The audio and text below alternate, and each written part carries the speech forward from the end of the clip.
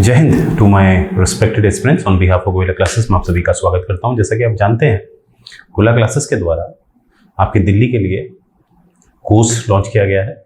आइए पहले उसके बारे में बात कर लेते हैं, फिर आज का जो सेशन होगा वो आपके जो इंपॉर्टेंट क्वेश्चंस हैं फॉर योर एग्जाम वो आपके साथ डिस्कस किए जाएंगे। राइट, तो देखिए आपका जो अपॉर्चुनिटी है ये बहुत अच्छी है। 7,547 पद आए हुए हैं। राइट, और दिल्ली पुलिस तो आप जानते ही हैं वो एक अलग एक्सेप्शन है, क्योंकि जो पुलिस है ज़्यादातर वो राज्यों के कंट्रोल में होती है, परंतु दिल्ली पुलिस ही ऐसी है जो केंद्र के कंट्रोल में है। तो आप समझ सकते हैं काफ़ी अच्छी अपॉर्चुनिटी है।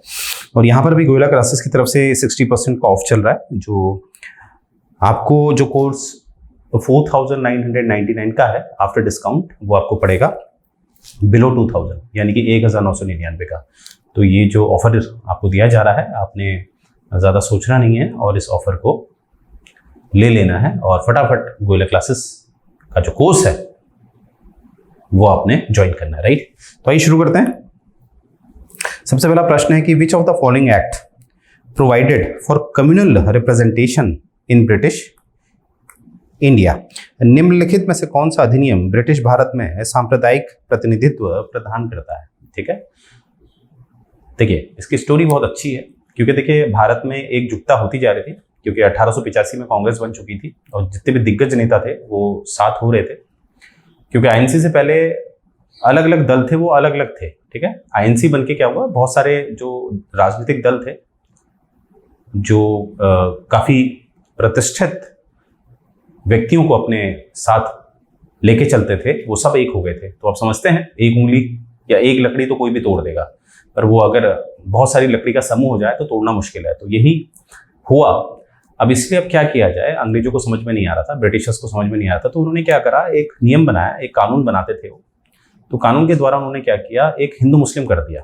ठीक है, यानी कि उन्होंने क्या किया, हिंदू को हिंदू वोट देगा और मुस्लिम को मुस्लिम वोट देगा। तो ये हमें दिखा, ये एक नियम में एक अधिनियम पारित किया गया, एक्ट पास किया गया, उस एक्ट में ये क्लॉज डाल दिया। तो वो जो एक्ट था वो कहलाया जाता है इंडियन काउंसिल एक्ट 1909, या उसको मॉर्ले मिंटो रिफॉर्म के नाम से भी बोला जाता है। और जो लॉर्ड मिंटो थे उनको फादर ऑफ द कम्युनलिज्म भी बोला जाता है। तो इसका राइट आंसर है 1909। तो ये इसका राइट आंसर है। राइट, ये बात आपने याद रखनी है। नेक्स्ट देखते हैं, which of the first ever state constituted on linguistic basis, यानी कि भाषा के आधार पे इनमें से कौन सा राज्य पहले गठित हुआ। राजस्थान, आंध्र प्रदेश, मध्य प्रदेश, कर्नाटका। अब इसकी भी स्टोरी देख लेते हैं। जैसे कि आप जानते हैं भारत आज़ाद होता है, संविधान लागू हो जाता है, 26 जनवरी 1950 को संविधान लागू हो गया। उसके बाद हम क्या देखते हैं, एक तरह की आंदोलन हो रहे हैं अलग अलग प्रदेशों में, अलग अलग प्रांतों में, कि भाषा के आधार पर राज्य बनाया जाए। तो इसी उपलक्ष्य में जो हमारी केंद्र सरकार है वो समितियां गठित करती हैं। फिलहाल मैं आपको डायरेक्ट बात बताता हूँ, समितियां जो बनाई गई पहले, फिर केंद्र सरकार ने खुद कैबिनेट लेवल की एक समिति बनाई जिसको हम जेबीपी कमेटी कहते हैं, जिसमें जवाहरलाल नेहरू, वल्लभ भाई पटेल और पट्टा भाई सीतारामैया थे। तो इन्होंने भी कहीं ना कहीं मना कर दिया था कि भाषा के आधार पर प्रांतों का निर्माण नहीं किया जा सकता, क्योंकि वो भारत की जो अखंडता है उसके लिए खतरा था। तो इस बात से बहुत नाराजगी जाहिर होती है। तो हमें दिखता है एक पोट्टी श्री रामुल्लू जो हैं भूख हड़ताल में चले जाते हैं और कुछ दिनों के पश्चात उनकी मृत्यु हो जाती है इस आंदोलन में। और जब उनकी मृत्यु होती है तो आंदोलन इतना उग्र हो जाता है कि ना चाहते हुए भी केंद्र सरकार को भाषा के आधार पे एक राज्य गठित करना पड़ता है। उस राज्य का नाम बताने से पहले मैं आपको पोट्टी श्री रामुल्लू के बारे में जो गांधी जी ने एक टिप्पणी बोली थी वो मैं आपको बताना चाहता हूँ। कि गांधी जी ने कहा था कि मुझे पोट्टी श्री रामुल्लू जैसे अगर 11 लोग मिल जाए, 11 लोग मिल जाए तो मैं भारत को बहुत जल्दी आज़ादी दिला दूँ। तो इस तरह का व्यक्तित्व था पोट्टी श्री रामुल्लू का। इसीलिए जब उनकी मृत्यु होती है तो आप समझ सकते हैं आंदोलन किस स्तर का उग्र हुआ होगा। तो मृत्यु के पश्चात हमें दिखता है कि राज्य स्थापित करने की घोषणा कर दी जाती है केंद्र सरकार के द्वारा भाषा के आधार पर, और वो पहला राज्य बनता है आपका आंध्र प्रदेश। तो राइट आंसर है इसका आंध्र प्रदेश। क्योंकि मद्रास प्रांत से जो तेलुगु बोलने वाले लोग थे वो आधार बना तेलुगु बोलने वाले, और हमें क्या मिलता है, आंध्र प्रदेश, राइट। ये बात आपने याद रखी। आगे देखते हैं, जो कंट्रोलर और ऑडिटर जनरल ऑफ इंडिया है is a friend and guide. अब मैं कैग के बारे में बताने पूछा गया है कि जो भारत का नियंत्रक और महालेखा है परीक्षक निम्नलिखित का मित्र और मार्गदर्शक है, इनमें से किसका वो मित्र और मार्गदर्शक है? आइए देखते हैं। क्या वो सेलेक्ट कमेटी का है, क्या वो एस्टिमेटेड कमेटी का है, क्या वो प्राइम मिनिस्टर का है, क्या वो पब्लिक अकाउंट कमेटी का है, जिसको हम लोक लेखा समिति कहते हैं, किसका है? तो इसका उत्तर देने से पहले मैं आपको बता दूं, जो कैग है वो बहुत विशेष पद है, क्योंकि वो एक संवैधानिक पद है। और अगर मैं इसको संवैधानिक पद कह रहा हूं तो इसका वर्णन कहां पर है, ये किस अनुच्छेद में परिभाषित है? ये 148 अनुच्छेद में परिभाषित है। आर्टिकल 148 में आपको कैग मिलेगा। और कैग के बारे में मैं एक बात और बता दूं आपको कि चाहे वो केंद्र सरकार के अकाउंट हो, चाहे वो राज्य सरकार के अकाउंट हो, उसका जितना भी ऑडिट है वो हमारे कैग करते हैं। और ये निष्पक्ष होकर काम करते हैं। कैसे? ये स्वतंत्र हैं। अब स्वतंत्र हैं, किससे स्वतंत्र हैं? ये हमारी जो सरकार होती है, जो मंत्रिपरिषद होती है, जो कैबिनेट होता है, जो एक कार्यपालिका का हिस्सा होता है, उससे ये स्वतंत्र है। कैसे? क्योंकि ये अपना जो वेतन है, इनके वेतन के लिए नियम कौन बनाता है? हमारी संसद बनाती है। एक हमारा लोकतंत्र का मंदिर बनाता है, यानी कि सरकार से स्वतंत्र है। और इनको निकालने का भी जो नियम है, जो प्रावधान है, वो हमारे संविधान में बता रखा है। तो इसीलिए इनको मंत्रिपरिषद निकाल भी नहीं सकती। तो इसीलिए मैंने कहा कि ये जो मंत्रिपरिषद है, यानी कि जो सरकार है, उससे ये स्वतंत्र है। इसीलिए सरकार अगर कुछ भी गलत काम करेगी तो ये निष्पक्ष होकर कार्रवाई करते हैं। और दूसरी बात मैं आपको बताना चाहता हूँ कि जो कैग है और वैसा ही कैग जो है वो ब्रिटेन में पाया जाता है। दोनों में क्या फर्क है? असल में ब्रिटेन में जो कैग है वो असल में कंट्रोलर भी है। कंट्रोलर मतलब होता है नियंत्रक, और वो ऑडिटर जनरल भी है, यानी कि परीक्षक भी है। परंतु भारत में ये केवल परीक्षक होता है। हालांकि इसका नाम हम कंट्रोलर एंड ऑडिटर जनरल कहते हैं, परंतु भारत में इसके पास एक ही शक्ति होती है, वो है महालेखा परीक्षक की। इसका क्या मतलब हुआ? इसका मतलब होता है, जैसे ब्रिटेन में क्या होता है, पैसा तभी निकाला जाएगा, पैसा जो सरकारी पैसा होता है, जो कर द्वारा आता है, और सरकार में जो सरकार जैसे खर्च करती है लोगों के लिए, वो जो पैसा निकाला जाता है वो ब्रिटेन में बिना कैग के साइन से नहीं निकाला जा सकता। कैग उसे कंट्रोल करता है कितना पैसा निकालना है, क्या निकालना है। परंतु भारत में हमेशा नहीं दिखता। भारत में आप जानते हैं बजट प्रस्तुत किया जाता है संसद में, और बजट प्रस्तुत करने के बाद जो बजट से पैसा निकाला जाता है उसमें संसद में ही वोटिंग होती है, और मुख्यतः वोटिंग पास हो जाती है और पैसा निकाल लिया जाता है संचित निधि से, यानी कि कंसोलिडेटेड फंड ऑफ इंडिया से। तो यहाँ पर आपने कहीं पर भी कैग का नाम नहीं सुना होगा। तो इसीलिए मैंने कहा कि भारत का जो कैग है वो असल में नियंत्रक यानी कि कंट्रोलर नहीं है।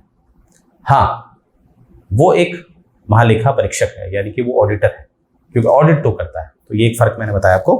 तो यहाँ पर हम देखेंगे वो किसका दोस्त है और किसको सलाह देता है, वो है आपकी public account committee. Public account committee में वर्तमान में 22 सदस्य हैं, 15 इसमें लोकसभा से हैं, 7 इसमें राज्यसभा से हैं। ये बात आपने याद रखनी है। और ये पब्लिक अकाउंट कमेटी यानी कि लोक लेखा समिति, हमें पता चलता है, इसका इतिहास हम देखें तो 1921 से ये गठित है। 1921 यानी कि जब ब्रिटेन का समय था, जब ब्रिटेन भारत में राज करता था, तब से ये गठित है, राइट। ये बात आपने याद रखनी। आगे बढ़ते हैं।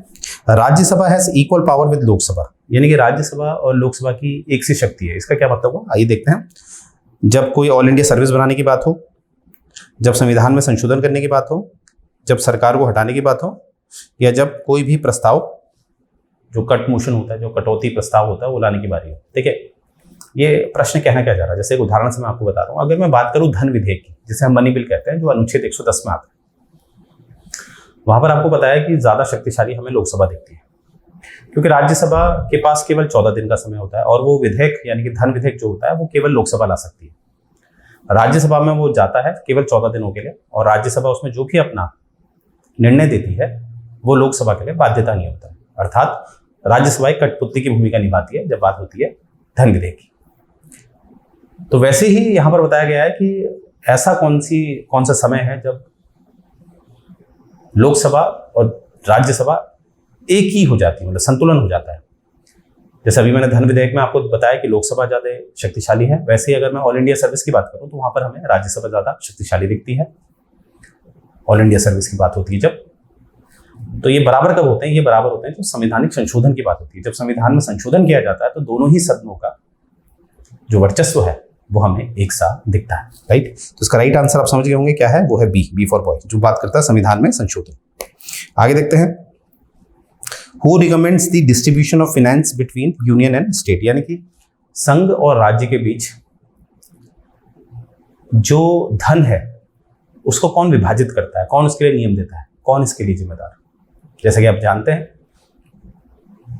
कि अगर मैं जीएसटी आने से पहले की बात बताऊं तो राज्य अपना राजस्व खुद बनाता था और केंद्र अपना राजस्व खुद बनाता था। कुछ अप्रत्यक्ष कर माफ कीजिएगा, कुछ अप्रत्यक्ष कर जो होते थे वो केंद्र लगाता था और कुछ अप्रत्यक्ष कर राज्य लगाता था।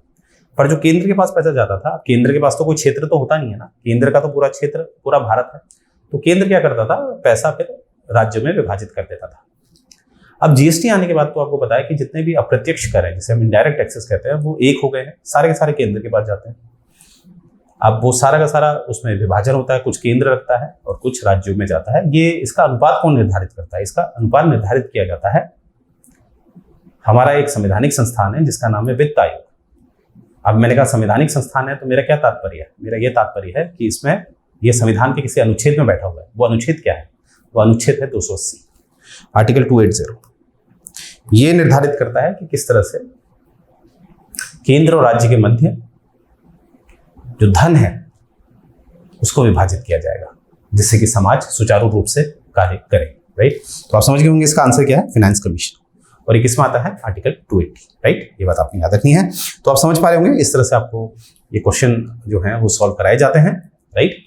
और जिससे कि ऐसा नहीं है कि सिर्फ आंसर आपको दिया जा रहा है, ये भी समझाया जा रहा है ऐसा क्यों है, क्या है, राइट। सब कुछ आपको दिया जा रहा है क्योंकि संबंधित प्रश्न आ जाते हैं। और आप देख रहे होंगे जो भी आपसे प्रश्न पूछे गए हैं, चाहे ये है, ये एलडीए प्री में आया है, ये आईएएस प्री का क्वेश्चन है 2020 का, ये यूपी पीसीएस का मेंस का क्वेश्चन है, ये मध्य प्रदेश पीसीएस का क्वेश्चन है, और ये मध्य प्रदेश पीसीएस 2019 का ही क्वेश्चन है प्री का। तो जो आए हुए क्वेश्चन है, जो आयोग स्तर के क्वेश्चन है, क्योंकि ऐसा होता है कि क्वेश्चन काफी रिपीट होते हैं, क्योंकि ये क्वेश्चन ऑथेंटिक होते हैं तो रिपीट होने के काफी चांसेस रहते हैं। तो जो भी प्रश्न आपके समक्ष रखे जा रहे हैं वो किस वर्ष आए हैं ये भी आपको बताया जाता है, क्योंकि गोयला क्लासेस जो है वो एक ऑथेंटिसिटी यानी कि एक जो जिसका आधार है उसमें बात करता है, राइट। तो मुझे उम्मीद है ये सेशन आपको पसंद आया होगा। तो यहीं से मैं ये सेशन एंड करने जा रहा हूँ, और उससे पहले एक बात याद रखिएगा कि एक बार बात कर लेते हैं, क्योंकि अहम बात करना हम भूल रहे हैं। वो बात है कि आपकी फीस क्या पड़ेगी आपको, ठीक है। देखिए इसमें आप देखेंगे जो आपका बंडल है, इसमें आपको प्रीमियम लेक्चर दिए जा रहे हैं। प्रीमियम लेक्चर मतलब आपको लेक्चर्स भी मिल रहे हैं इसमें, ठीक है। जैसे वो टॉपिक है उससे रिलेटेड आपको लेक्चर्स भी आ रहे हैं, ठीक है।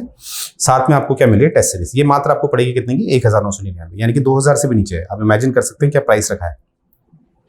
और अगर आपको केवल प्रीमियम लेक्चर्स चाहिए, टेस्ट सीरीज नहीं चाहिए, तो ये मात्र आपको पड़ेगा 1799। वैसे ही मात्र आपको टेस्ट सीरीज चाहिए, प्रीमियम लेक्चर्स नहीं चाहिए, तो ये मात्र आपको पड़ेगा 499। और ये हमारा टेलीग्राम चैनल है, आप देख पा रहे होंगे, राइट। ये हमारा वेबसाइट है, एक देख अलग अलग डोमेन है हमारे पास। यूपीएससी है जिससे आप आईएएस बनते हैं, इस तरह के आईपीएस आईएएस बनते हैं। हरियाणा के सिविल सर्विसेज यानी कि राज्य स्तर के लोक सेवा आयोग, तो हर आप देख पा रहे होंगे ये हमारी एक्सपर्टीज है। आप जिसमें भी कंफर्टेबल हैं आप हमें ज्वाइन कर सकते हैं। कोई भी आपकी इंक्वायरी आप कर सकते हैं। यहाँ पर ये जो फॉर्म आपको दिख रहा है इसे फिल करिए, तो हमारी टीम आपको कॉल बैक करेगी, राइट। ये हमारे कुछ रिजल्ट हैं, आप देख पा रहे होंगे, राइट। ये इस बार का हमारा रिजल्ट है 2023 का। ये आईपीएस नियुक्त हो चुके हैं, और महक हैं, ये भी आईपीएस नियुक्त हो चुकी हैं। और ये हमारे अन्य रिजल्ट हैं। ऐसे ही आपकी भी फोटो यहाँ पर चाहिए, राइट। और जब आप सोचेंगे तभी आपकी फोटो आएगी। तो यहीं से मैं ये सेशन एंड करने जा रहा हूँ। मुझे उम्मीद है सेशन आपको पसंद आया होगा। जय हिंद।